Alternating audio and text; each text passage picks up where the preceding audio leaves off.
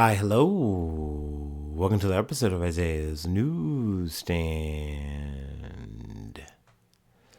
It's your host, Isaiah Edwards.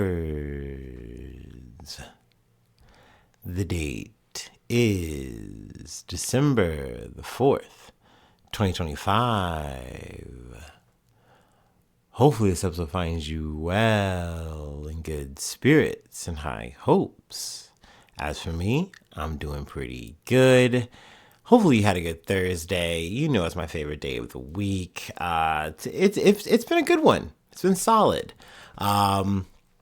Overall, no problems. Yet again, I will say I was a little bit slow on the go, getting up and out of bed, out to work. I don't know. I'm blaming it on the cold weather. I'm just tired, and I can't even use the excuse of like, oh, I haven't had a day off in so long. Like that's not true. I literally just had Thanksgiving.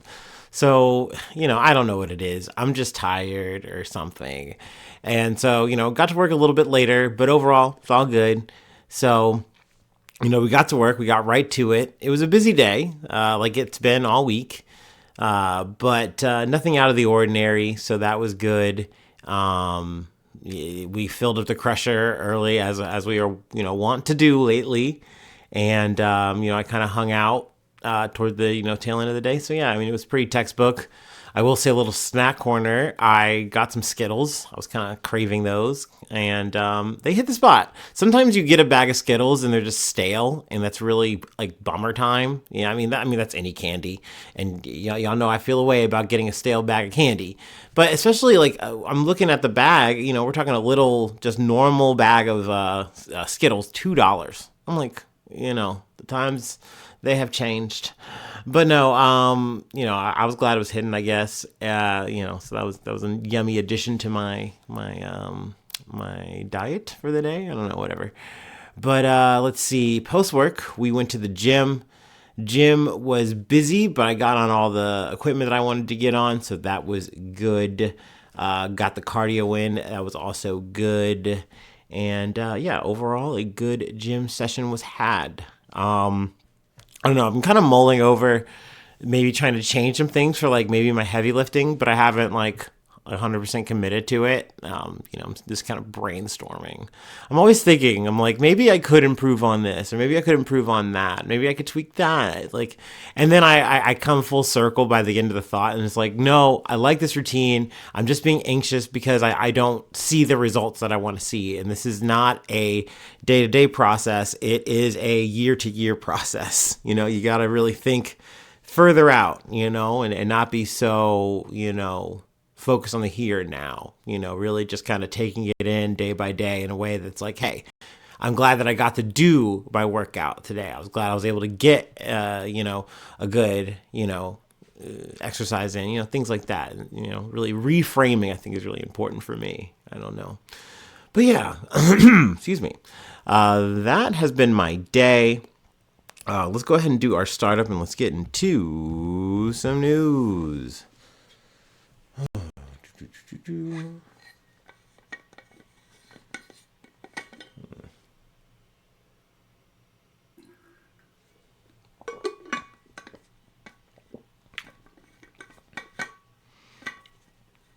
All right.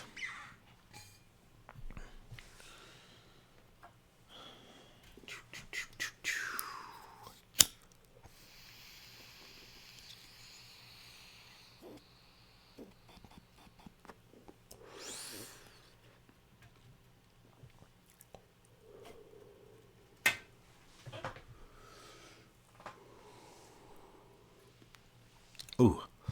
All right. Our first story comes from NBC News. Federal agents begin immigration operations in New Orleans and Minneapolis. The Trump administration launched immigration enforcement operations in New Orleans and Minneapolis on Wednesday, a day after President Donald Trump said he would be sending National Guard troops to Louisiana.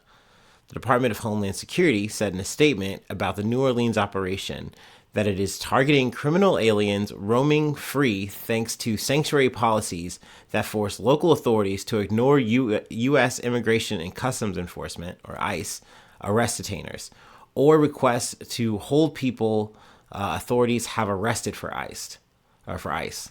Trump has not specified as of Wednesday morning how many guard troops he would send. DHS Assistant Secretary Tricia McLaughlin said in a statement that those targeted in New Orleans include people released after being arrested for home invasion, armed robbery, grand theft auto, and rape. Now, they mentioned that, but in, leaked statistics, they have shown that most of the people who are getting caught up in these immigration raids are people who have no criminal background. They're just people who are here living their life the best that they can, and they're getting caught up in a dragnet. And it's like, well, hey, you're not supposed to be here, so that's criminal enough to us. We're going to just disappear you. And that'll be that.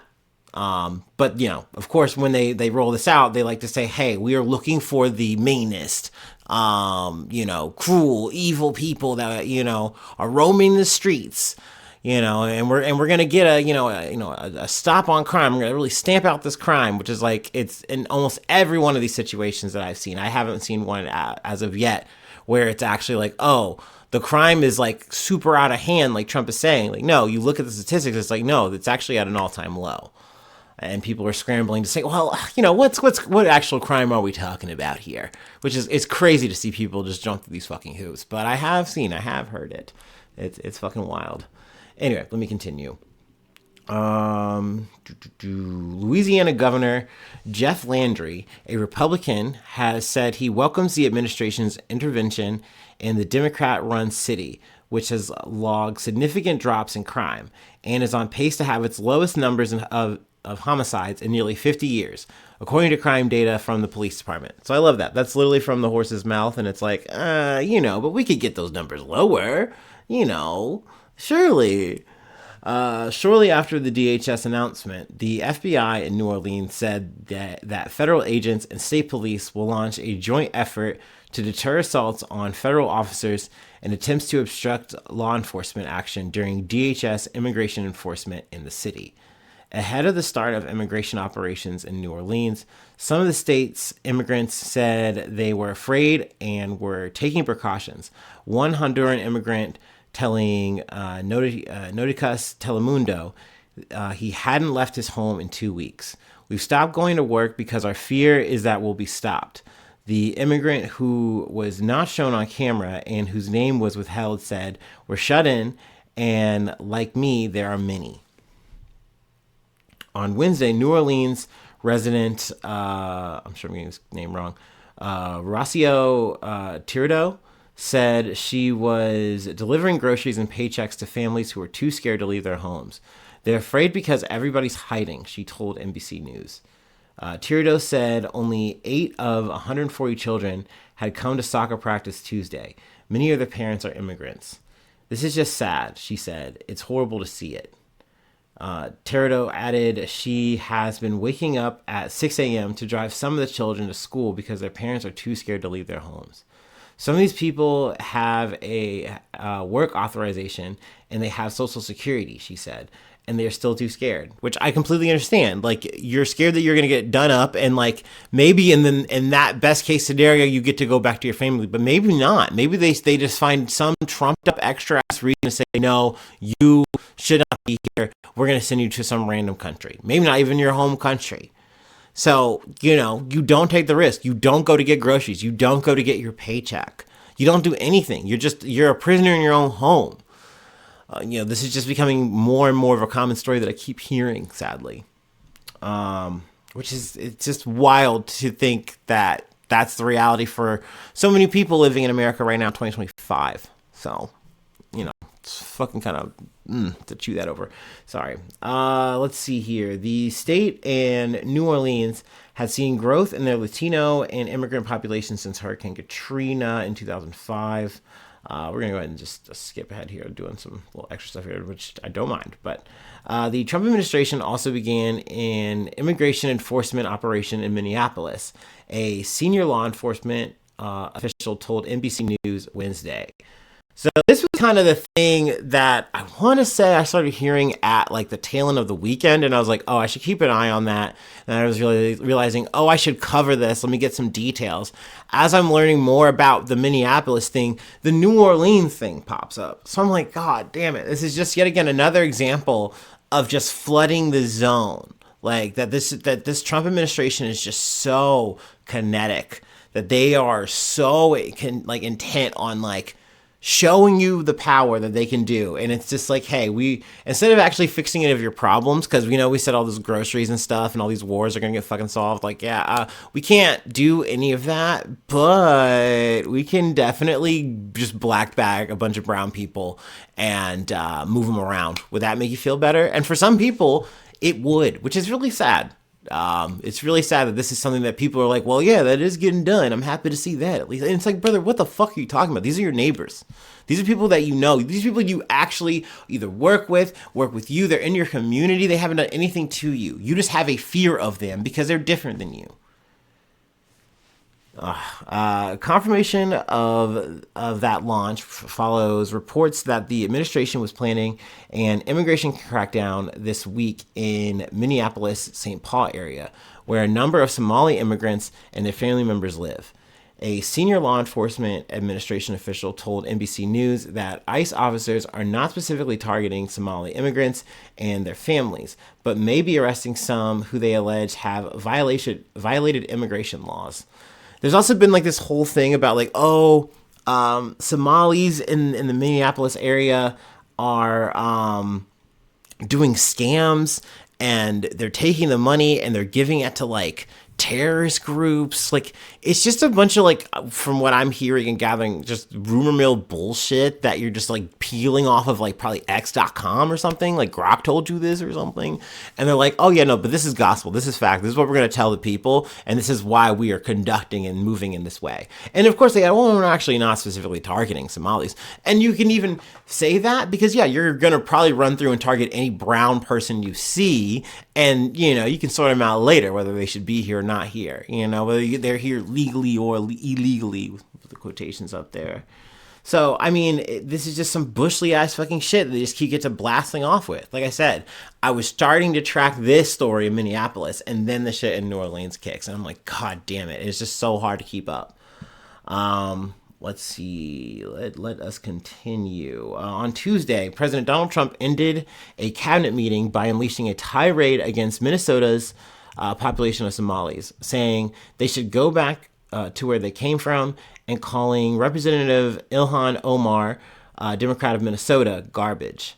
I don't want them in our country. I'll be honest with you, okay? Somebody will say, oh, that's not politically correct. I don't care. I don't want them in our country. I don't want them in our country. Their country is no good for a reason, Trump said. The president previously also attacked Minnesota Governor Tim Walz, calling him a slur that disparages people with disabilities. He called him a retard, or he said he was retarded, I think. So, yeah, I mean, that's our president, you know. If he's not calling a woman piggy, you know, telling them to be quiet, then, you know, it's that. Our president is orange, so he just gets to say that. I don't make the rules, I guess, dude. So yeah, these are two stories that I was like, damn, like, how am I gonna really broach them? Initially, I kind of was like going off the idea of like, oh, I'll wait for an actual like moment to kick off, but like I kind of realized like most likely, Isaiah, by the time that happens, you're gonna miss so many things. So let's just like kind of cover this from at least one article. I do want to drop another article just mention from CNN. After years of Trump's attacks on Somalis in Minnesota, ICE zeroes in on the Twin Cities. Here's what's fueling the operation. Worthwhile read if you're an article head like myself and you do feel like, you know, picking my brain, whatnot, you know, following my beat, so to speak. But yeah, we're going to, you know, for the sake of time, we're going to go ahead and just move on to another CNN article. Still Trump related. Oh, man, this is, I mean, it seems like I don't think we've had a week where we haven't talked about Donald Trump this year. But God damn it, you know, some weeks I feel it more than others. But yes, from CNN, Trump pardons former top entertainment executive who was charged by his own Justice Department. Dude, he's passing this shit out, dude. He's just like, you get a pardon, you get a pardon, you get a pardon. I don't need an auto pen. Also, that's just a little bit of Trump versus side news. He's like constantly badgering about like the auto pen being like shitty, even though I'm pretty sure in his administration, at least in the first or this one, he has used it before already. But like he's like really like upset that Biden used it. And he's like, yeah, no, that wasn't like legal. It wasn't constitutional what he did. And I'm going to undo that. And it's like, I don't think you can. I don't think you have the legal capacities to do so. Yeah, but we'll see. I don't know, man. Who knows? I'll keep you posted on that.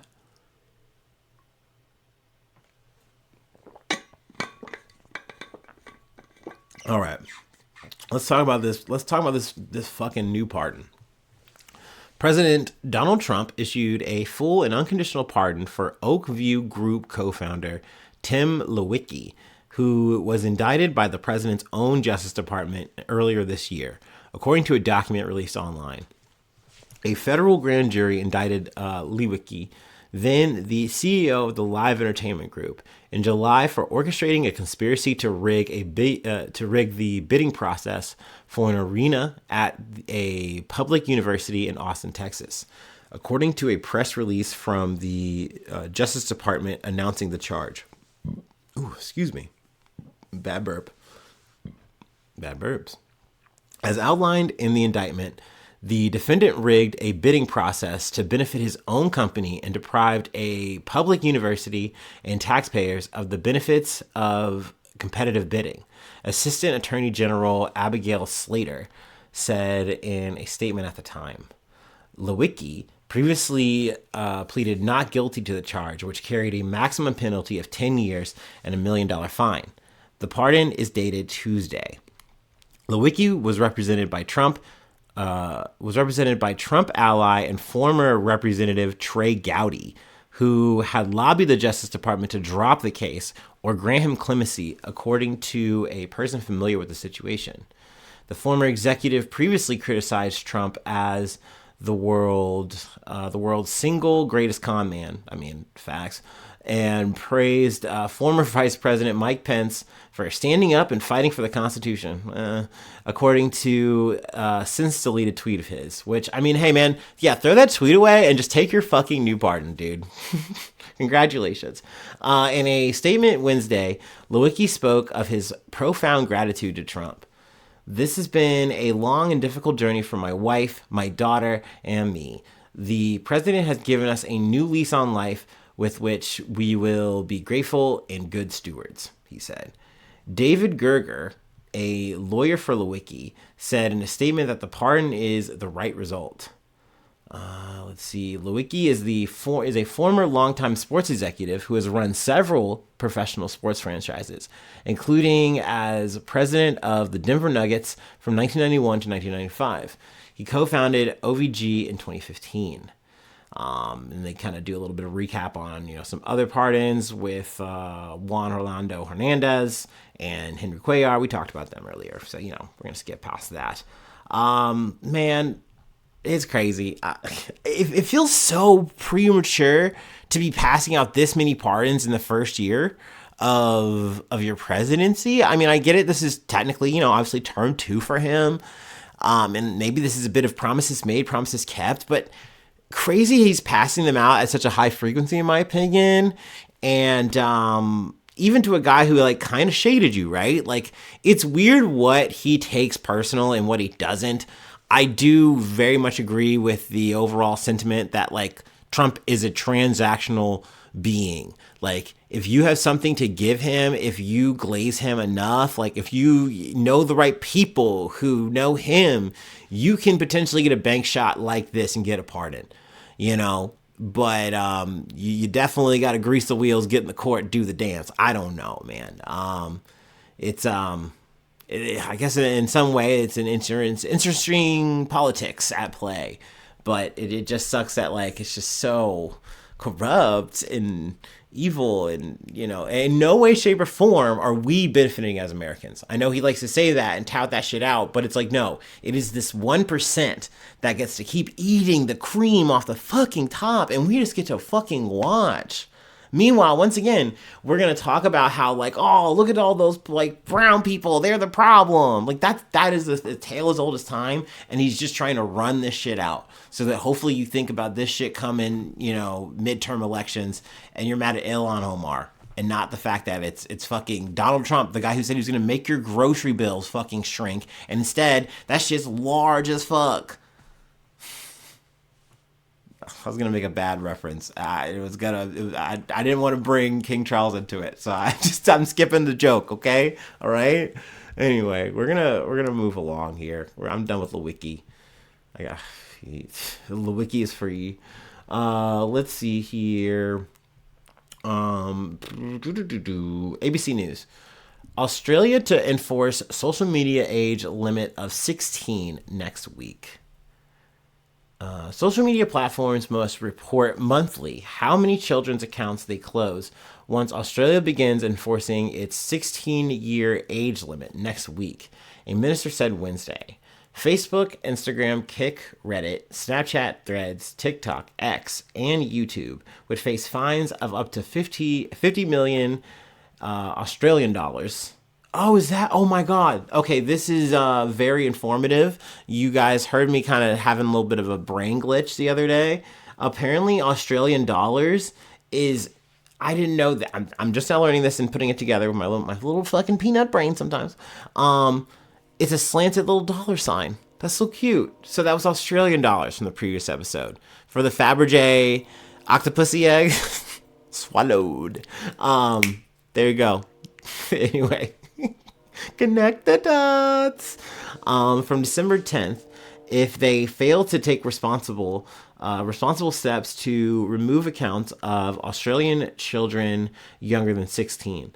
Live streaming service Twitch was added to the list of age-restricted platforms less than 2 weeks ago. So that's an L for Twitch. The Australian e-safety commissioner will send the 10 platforms notices on December 11th demanding information about the numbers of accounts removed. Monthly notices would follow for 6 months. The government recognizes that age assurances may require several days or weeks to complete fairly and accurately. Communications Minister Anika Wells told the National Press Club of Australia. However, if e-safety identifies systemic breaches of the law, the platforms will face fines, she added. The e-safety regulator said a court would apply the penalty up to the maximum if the platform had repeated violations. Google said Wednesday that anyone in Australia under 16 would be signed out of its platform, YouTube, from December 10th, and lose features accessible only to account holders such as playlists. Google will determine YouTube account holders' ages based on personal data contained in associated Google accounts and other signals. We have consistently said this rush legislation misunderstands our platform, the way young Australians use it, and most importantly, it does not fulfill its promise to make kids safer online, which is a statement I agree with, but I'll get to my final thoughts when we get to the end of the article. Meta, which owns Facebook, Instagram, and Threads, said suspected young children will be removed from those platforms from Thursday. Account holders 16 and older who were mistakenly removed could contact Yoti age verification and verify their age by providing government-issued IDs or a video selfie, Meta said.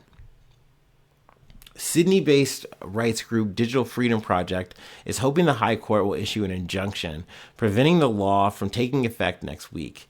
A court hearing date had not been set by Wednesday. Over the coming months, we will fight to defend this law in the High Court because parents right across Australia asked for the government to step up, Wells said.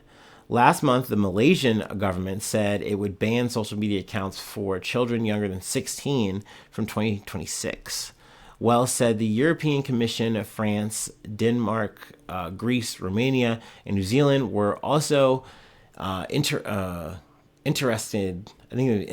in setting a minimum age for social media. Okay, so I found this story to be interesting. It's kind of been, kicking up dust this week, since it's coming up. How do I feel about it? I mean, and I obviously need to preface that I am a single 35-year-old, dude, no kids. So I have no stake in the game, no skin in it, so whatever. My opinion really doesn't fucking matter. But I don't like it. I don't think that this is necessarily the move to say, hey, we are going to treat this like cigarettes, and which, I mean, hey, that's a whole other can of worms, saying, hey, we're just going to be like, we're just banning cigarettes for you. Like, if you're under a certain age from here on, you just can't buy them. Like, but I'm like 20 something. It's like, yeah, it's too bad. But in terms of the media, the social media ban, I personally don't think this is going to be effective, but I have heard, I've been listening like BBC and whatnot, and you hear kids that have been a part of rollouts like this in terms of their school, and they're like, hey, it sucks at first, but I get used to not having my phone, and it's kind of nice. But then you also hear people who it's like, no, I use social media not just to post, not just to just look at things, but also I use it to communicate with my friends. This is a networking tool and I'm being cut off from it. This sucks. I also wonder what the effectiveness is going to be. Because yeah, you're putting the onus on these social media apps to regulate this, stop this, but they're only going to be able to do so much. They're only going to invest so much into this. And I imagine there's going to be ways to get around it in terms of like having someone else maybe, get verification on your phone. I don't know, maybe VPNs might work. I'm not sure. I'm not a hacker man or anything. But I just kind of feel like this is doing everything but actually solving a real problem, which is, I mean, maybe sitting down, having conversations about having healthy balance between, being on your phone, being on social media, being out with your friends, being out, focused, especially, school, all that stuff. I don't know, like actually working those things out. I think that's more important. But hey, there's so many ways to approach this and tackle this. I'm not going to sit here and say that, oh, the way I feel about it is right. It's the only way. And I don't want to yuck anyone's yum in terms of like, how you think this kind of shit should go as we move further into a future, which is more tech, more AI. I don't know. So I completely get it though. Very interesting discourse, I feel. So, I mean, I guess that's more or less my 2 cents on the matter. But we'll see how effective this is. We'll see if other countries pick it up. I'm very curious to see maybe if this model becomes a thing in America. And also, I'm curious to see how it is going to affect social media. I am a very social media driven person. I am on all of those apps. The podcast is on also some of those apps too if you want to hit that follow, but whatever. This isn't something that necessarily affects me in any kind of way, but I am just curious, is that going to affect how these social media apps are going to move and conduct themselves? I mean, hey, if it's any kind of thing that makes them better, then great. I would love if there's something that makes X maybe a potentially less toxic bad place for just people in general. So hey, cool on Australia if that happens. But I'm kind of doubtful. I don't know. I'm just kind of not. I don't know. Anyway, we'll move on. Let's move on to our last story. We're gonna take it back to America. We're going back to America. I'm gonna take my last break, and then we're gonna close out on an update. Kind of going back to Matthew Perry. His death and the trial of at least one of the people involved, Salvador Placina. We're going to say Placina. See if I got that right by now. Anyway, let's take that last break and we'll go ahead and close it out.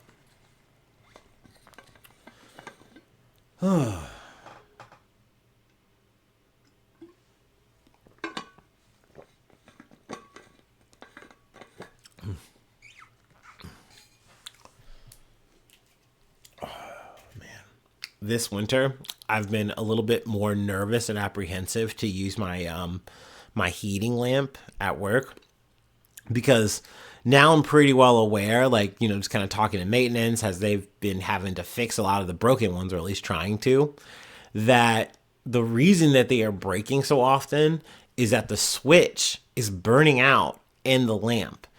And so obviously that means you don't want to run it all day. You need to like give it time off, right? And I'm like, okay, I'm down to do that.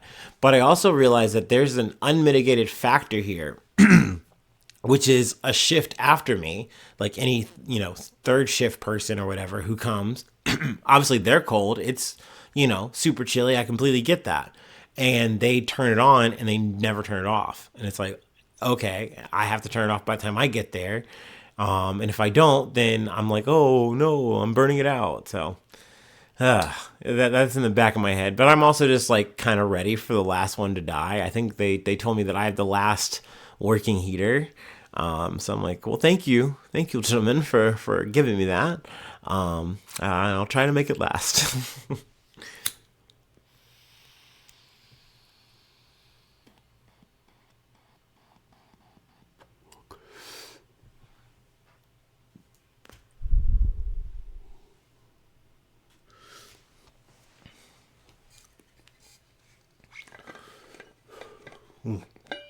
Have a little bit more water.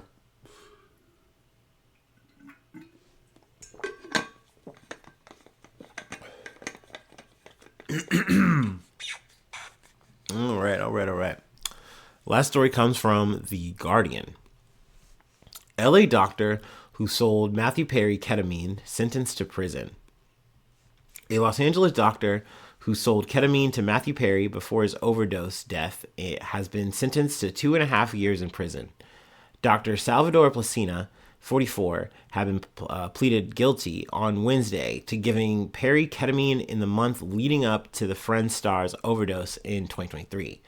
Perry died at 54 after struggling with addiction for years, dating back to his time as one of the biggest stars of his generation for his role as Chandler Bing.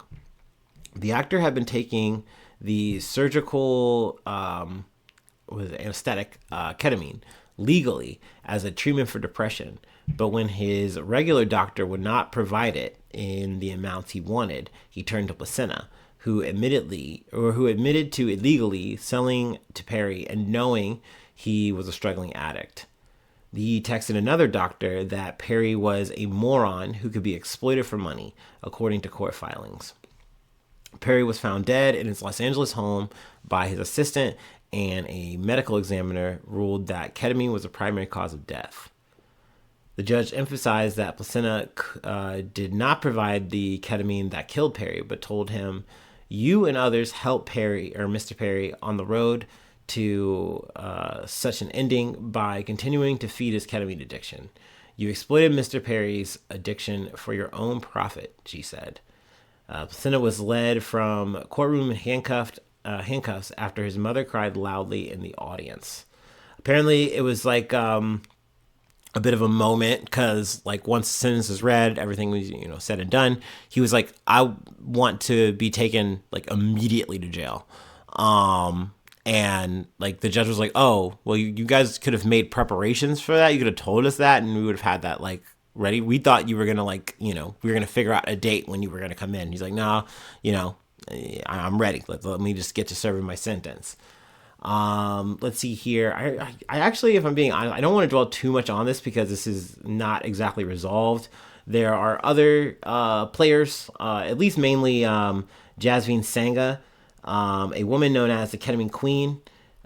She agreed to plead guilty to one count of maintaining a drug-involved premises, 3 counts of distribution of ketamine, and 1 count of distribution of ketamine resulting in death. She is set to be sentenced later this month, where she could face up to 65 years in prison. I believe that, though, has already been pushed to February for reasons. I cannot remember, but I think I heard that from Start Here. The other 3 defendants will be sentenced at their own hearings in the coming months. So, I mean, I'm going to be honest with y'all. Probably the Jasmine Singa is going to be the next time we talk about this. And maybe we'll go back and have like maybe a fuller recap and read the whole thing. But we'll see. About the others, those might just be either something I just kind of throw up on the old social media, or I throw on an extra thought link, thing of that nature. We'll see. But I did just at least want to hit this with Placenta.